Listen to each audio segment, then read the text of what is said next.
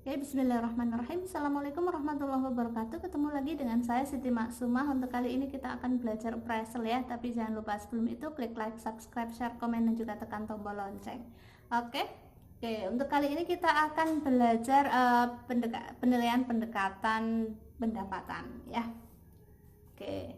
Jadi kalau di metode pendapatan ini pola pikir hubungan antara pendapatan dari properti dan nilai dari properti itu sendiri, itu dasarnya ya. Oke, kadang juga ada yang bilang itu ada perhitungan kapitalisasi gitu ya, istilahnya kapitalisasi. Nanti karena ada cara untuk menghitung kalau kapitalisasi bagaimana begitu. Oke. Untuk dalam perhitungan ini formula yang biasa digunakan adalah V sama dengan I plus R, di mana V-nya adalah nilai, I pendapatan, dan R-nya adalah tingkat bunga. Itu formula yang mendasarinya ya. Oke, pendekatannya ada 4 di sini. Kalau dengan metode pendapatan ada metode diskonto arus kas, kapitalisasi langsung, ada metode penyisaan, dan ada juga dengan gross income multiplier. Oke, kita satu-satu ya. Oke, saya akan cepat biar nanti contoh di belakang bisa kebagian waktu. Oke, metode diskonto arus kas. Kalau di sini kita harus punya data arus kasnya ya. Dimana kenapa kok pakai arus kas ya? Karena arus kas dapat lebih memberikan gambaran pendapatan suatu properti baik sekarang maupun yang akan datang dengan memperhatikan data-data masa lampau. Oke, itu mengapa data arus kas properti bisa digunakan untuk memprediksi harganya.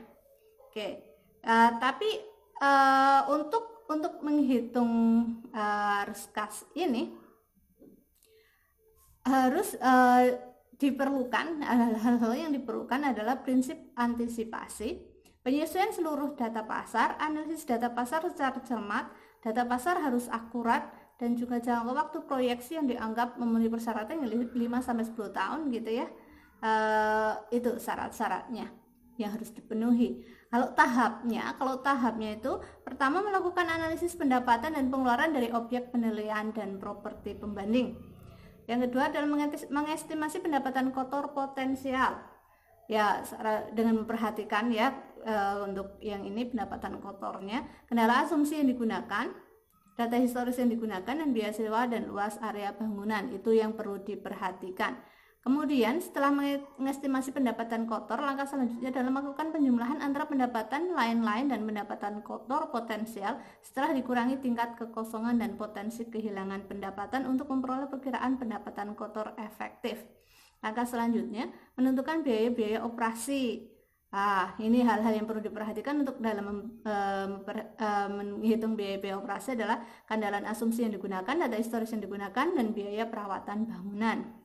Langkah selanjutnya adalah mengurangkan pendapatan kotor efektif dengan biaya-biaya operasional untuk mendapatkan pendapatan bersih operasi sebelum bunga dan pajak.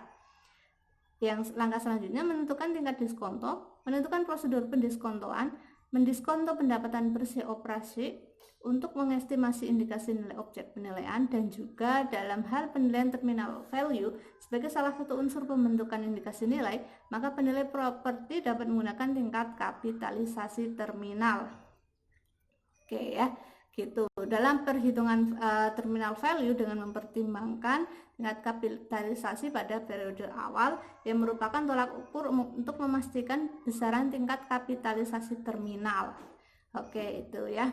Itu metode arus kas. Sekarang metode kapitalisasi langsung ya. Kalau metode kapitalisasi langsung itu pada metode ini nilai objek penilaian didapat dengan membagi proyeksi pendapatan tahunan yang mencerminkan dan mewakili pendapatan tahunan di masa yang akan datang dengan tingkat kapitalisasi tertentu. Jadi kita hitung tingkat kapitalisasinya ya. Langkah-langkahnya adalah melakukan analisis pendapatan dan pengeluaran dari objek penilaian dan properti pembanding.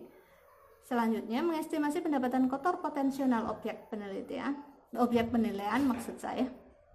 Yang saya mengestimasi tingkat kekosongan dan potensi kehilangan pendapatan dari objek penilaian.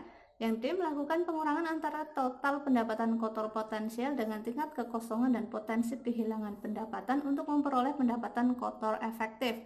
Yang E, mengestimasi total biaya operasional terdiri dari biaya tetap, variabel, dan juga cadangan. Yang F, melakukan pengurangan antara pendapatan kotor efektif dengan total biaya operasional untuk memperoleh pendapatan bersih operasi. Yang G, menetapkan tingkat kapitalisasi. Yang H, mengkapitalisasikan pendapatan bersih operasi untuk mengestimasi indikasi nilai objek penilaian. Oke, itu untuk metode kapitalisasi. Selanjutnya adalah metode penyisaan. Nah, metode penyisaan di sini, nilai objek penilaian didapatkan dengan mengkapitalisasi komponen pendapatan yang merupakan bagian dari komponen properti, antara lain tanah, bangunan, dan juga mesin dan peralatannya ya. Oke, di sini jadi ada 3 teknik penyisaan tanah, penyisaan bangunan, dan juga penyisaan mesin dan peralatan bangunan. Itu 3 tekniknya itu. Oke, kalau dalam penyisaan tanah ya, ketentuannya penentuan proyeksi pendapatan tahunan dari properti serta tingkat kapitalisasi. Yang B, penentuan proyeksi pendapatan tahunan khusus yang dihasilkan oleh tanah dengan cara menggunakan proyeksi pendapatan tahunan properti secara keseluruhan dengan proyeksi pendapatan tahunan yang dihasilkan oleh properti selain tanah. C, properti selain tanah sebagaimana dimaksud tersebut di B itu dapat berupa properti yang telah ada ataupun berupa proyeksi apabila dibangun atau dikembangkan dalam hal memenuhi prinsip penggunaan terbaik dan tertinggi HPU itu dari tanah. Oke, D, penentuan tingkat kapitalisasi khusus untuk tanah. Dan E, mengkapitalisasikan proyeksi pendapatan tahunan dari tanah sebagaimana dimaksud dalam poin B tadi dengan tingkat kapitalisasi tanah untuk mendapatkan indikasi nilai tanah. Oke, itu dari kalau penyisaan dari tanah ya. Kalau dari bangunan, teknik penyisaan bangunan, hal yang perlu ketentuannya bagaimana? Yang perlu diperhatikan pertama adalah penentuan proyeksi pendapatan tahunan dari proyeksi serta tingkat kapitalisasi. Yang B adalah penentuan proyeksi pendapatan tahunan khusus yang dihasilkan oleh bangunan dengan cara menggunakan proyeksi pendapatan tahunan properti secara keseluruhan dengan proyeksi pendapatan tahunan yang dihasilkan oleh properti selain bangunan. C, penentuan tingkat kapitalisasi khusus untuk bangunan. Dan D, mengkapitalisasi proyeksi pendapatan tahunan dari bangunan sebagaimana yang dimaksud di poin B dengan tingkat kapitalisasi bangunan untuk mendapatkan nilai indikasi nilai bangunan. Oke, selanjutnya adalah teknik mesinnya ya, penyisaan mesin dan peralatannya. Hal-hal yang perlu diperhatikan atau ketentuannya adalah penentuan proyeksi pendapatan tahunan dari properti serta tingkat kapitalisasi. Yang B, penentuan proyeksi pendapatan tahunan khusus yang dihasilkan oleh mesin dan peralatan bangunan dengan cara mengurangkan proyeksi pendapatan tahunan properti secara keseluruhan dengan proyeksi pendapatan tahunan yang dihasilkan oleh properti selain mesin dan peralatan bangunan. Yang C, penentuan tingkat kapitalisasi khusus untuk mesin dan peralatan bangunan. Yang D, mengkapitalisasi proyeksi pendapatan tahunan dari mesin dan peralatan bangunan sebagaimana dimaksud dalam poin B dengan tingkat kapitalisasi mesin dan peralatan bangunan untuk mendapatkan indikasi nilai mesin dan peralatan bangunan. Oke, itu metode penyisaan. Tinggal satu metode lagi ya. Metode gross income multiplier. Oke, pada metode ini objek penilaian didapatkan dengan mengkonversikan pendapatan kotor tahunan yang mencerminkan dan mewakili pendapatan tahunan di masa yang akan datang dengan konstanta tertentu. Jadi kita punya konstanta tertentu yang menentukan konstanta tertentunya ya. Oke, langkah-langkahnya adalah A, mengestimasi nilai jual dari properti yang sebanding dan sejenis dengan objek penilaian. B, mengestimasi pendapatan kotor potensial dari properti yang sebanding dan sejenis dengan objek penilaian. C, membagi nilai jual properti sebanding dengan pendapatan kotor potensial properti sebanding dan sejenis untuk memperoleh gross income multiplier. D, mengestimasi pendapatan kotor potensial objek penilaian. E, mengalihkan gross income multiplier dengan pendapatan kotor potensial objek penilaian untuk memperoleh indikasi nilai objek penilaian. Oke, itu langkah-langkah dan syarat-syarat yang harus dipenuhi dari setiap masing-masing metode ya. Oke, kita akan lihat ini hasil penelitian juga. Hasil penelitian saya ambil. Jadi nanti kalau kalian mau ambil skripsi dengan metode ini, perhitungan metode pendekatan apa, harga pasar boleh, atau ini pendekatan pendapatan gitu ya, boleh nanti dipelajari. Oke, misalkan ini untuk metode pendekatan pendapatan ya. Oke, jadi data yang diperlukan, nanti kita perlu data misalkan kan kita mau menilai apa, di sini contohnya adalah hotel gitu ya. Jadi ada rincian jumlah, jenis, tarif, dan sewa ruangan. Nanti kita dapatkan datanya ya. Oke, ruang misalkan ada ruang pertemuannya apa, ada misalkan anggrek, mawar gitu ya. Nanti kapasitasnya berapa, harinya berapa, tarifnya berapa, yang jelas harga sewanya itu atau tarifnya itu berapa. Oke, itu. Nanti setelah itu kita juga perlu data keuangannya. Data keuangan misalkan time series ya. Misalkan 3 tahun berturut-turut atau 4 atau 5 gitu biar lebih dalam. Gitu. Kita cari informasi tentang potensial gross income-nya berapa, miscellaneous income-nya, effective operating income, operating expense, biaya personalia, dan net operating income-nya. Itu nanti kita cari minta datanya ke objek yang akan kita nilai gitu ya. Kayak itu time series, misalkan 3 tahun berturut-turut 16, 17, 18 gitu ya. Oke, setelah itu kita proyeksikan net operating income-nya dari objek penilaian tersebut. Nah, misalkan kalau tadi dari net operating income-nya kan ada angkanya ya. Kita lihat trennya, trennya misalkan naik gitu, berarti bagus gitu. Oke. Kalau bagus berarti berarti ini harga propertinya semakin meningkat, semakin bagus gitu. Karena pendapatannya naik. Oke. Setelah diketahui itu, kita juga harus mencari data occupancy rate dari properti yang kita itu ya, yang kita nilai.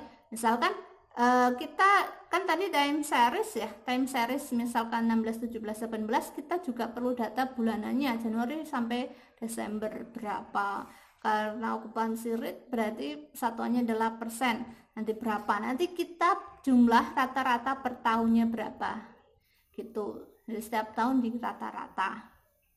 Oke, data yang misalkan data yang tersedia dari occupancy rate itu 3 tahun, maka perhitungan tren peramalan menggunakan regresi linear.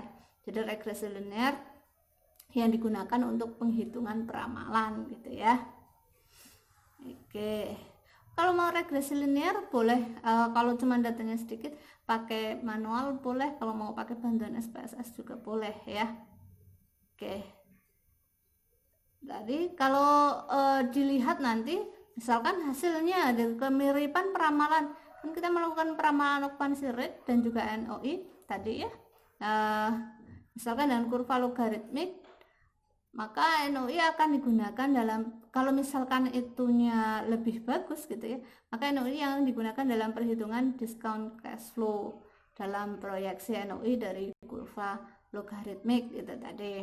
Kalau kita sudah berhasil menganalisis dulu, analisisnya tadi sudah dipakai regresi, terus nanti kita dibikinkan grafiknya dan juga secara logaritmiknya itu bagaimana gitu. Oke, sekarang langkahnya adalah mencari tingkat kapitalisasi. Karena ini tingkat kapitalisasi kan didapat dari kapitalisasi suku bunga bank-bank yang ada gitu. Jadi kita cari data semua bank bunganya berapa gitu, suku bunganya berapa. Itu dari semua bank misalkan ada berapa sekarang ya, yang ada di sekitar daerah, misalkan di Purwokerto itu ada berapa bank gitu. Misalkan nanti bunganya berapa per bank. Nah, nanti dibikin rata-rata. Rata-ratanya berapa? Rata-rata suku bunga perbankan di Purwokerto. Nah, itu nanti akan menjadi dasar. Jadi tingkat kapitalisasi karena tingkat kapitalisasi merupakan agregasi dari minimum annual rate of return, yaitu tingkat pengambilan minimum yang didapatkan investor. MARR itu diperoleh dari save rate yang diindikasikan dengan rata-rata suku bunga deposito bank dijumlahkan dengan tingkat diskonto. Oke, tadi ya dari data yang saya bicarakan tadi, misalkan udah dapat data berapa persen bunga tiap banknya, itu nanti dibikin rata-rata, misalkan ketemu berapa, kasih angka 7,1 misal ya. Nah, kita ambil tingkat suku bunga resiko diambil sebesar suku bunga, misalkan tingkat resikonya diambil sebesar suku bunga. Jadi kan tadi bunganya 7,1, berarti tingkat resikonya anggaplah kita estimasikan itu sama dengan tingkat bunganya 7,1. Jadi tingkat kapitalisasinya adalah 7,1 ditambah 7,1%, jadi 14,2%, misalkan itu tingkat kapitalisasinya. Oke, sekarang metode perhitungan dengan metode kapitalisasi pendapatan ya. Karena tadi kan sudah dijelaskan ya, metode kapitalisasi di sini itu merupakan metode yang digunakan untuk mencari nilai pasar properti dan memproyeksi net operating income dengan tingkat kapitalisasi tertentu. Jadi net operating income kan tadi sudah ada datanya di atas ya, sudah diminta dari pemilik atau pengelola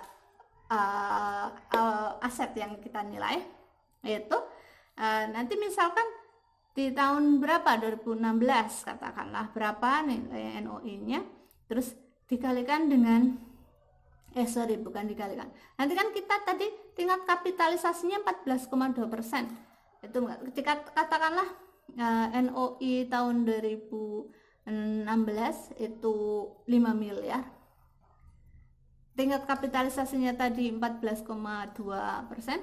jadi nilai propertinya sama dengan net operating income dibagi cap rate-nya. Jadi 5 miliar itu dibagi dengan 14,2%, ketemunya berapa itu nilai metode kapitalisasi pendapatan.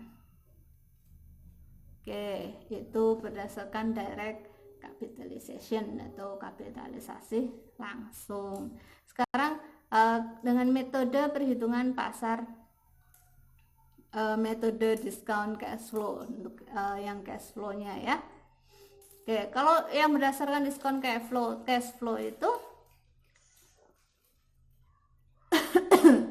kita hitung ya, diskon faktornya dulu dengan rumusnya 1 per 1 plus I pangkat N, itu rumusnya diskontonya.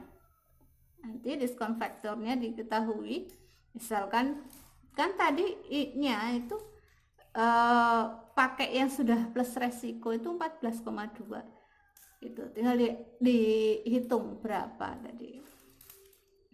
Misalkan pada tahun kedua berarti N-nya pangkat N-nya itu N-nya 2 gitu, dan seterusnya.